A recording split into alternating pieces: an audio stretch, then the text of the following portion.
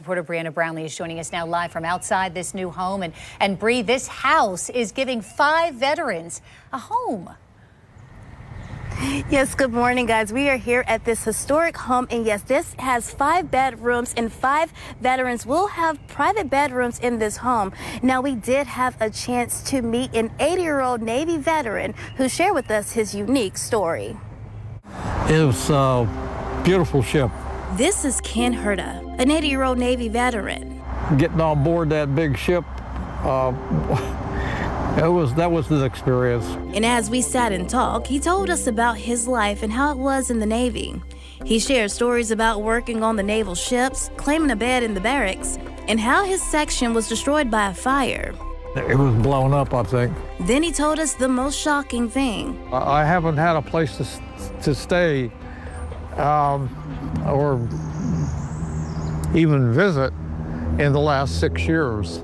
Ken is a veteran experiencing homelessness. I had someplace to stay. It's called my car. To others, this may just look like a silver Chevy, but for Ken, this is his home for the past 6 years. I pull it forward, lean it back, and then shove it all the way back as far as it'll go, and I just lay it there on my back. This car is the only thing that's been keeping him safe for years. He says he usually parks in a Publix or Walmart parking lot. He uses the only income he has to pay for laundry services and a gym membership to shower. He tells me, and photojournalist Jesse Hansen, when he first started living in his car, he pictured it like camping, like he did when he was younger. He says it's tough to live like this and is very trying. If it wasn't for the car, I mean, I would have been out, on a street somewhere. It's scary. I don't know how they could do it because anything could happen.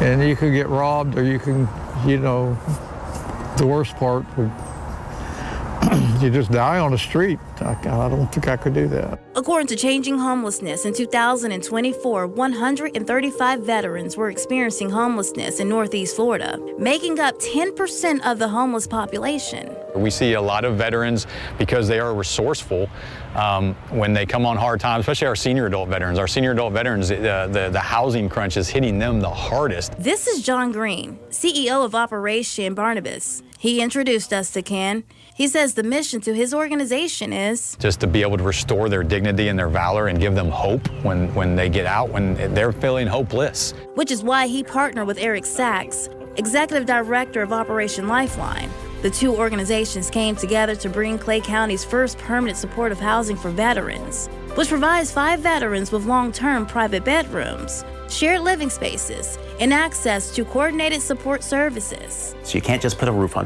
over somebody's head. You also have to have the wraparound supportive services, everything from employment to health to mental health to every aspect of somebody's life to help get them back on their feet. The historic home was built in the 1800s and was owned by the Fitzsimmons family.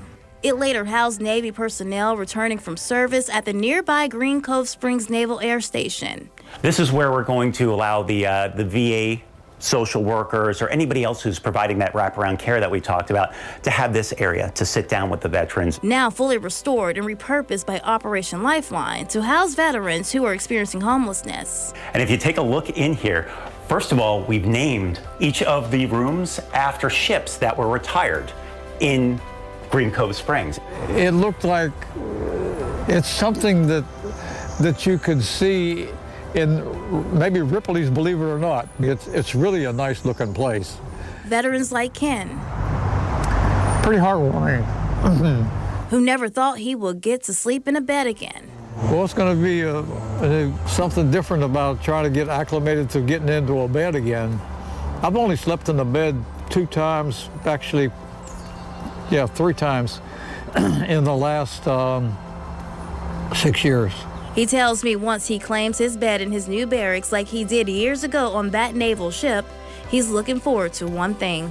Well, being able to actually open up a door and go in and be able to go to the refrigerator and get a drink of water or orange juice or milk,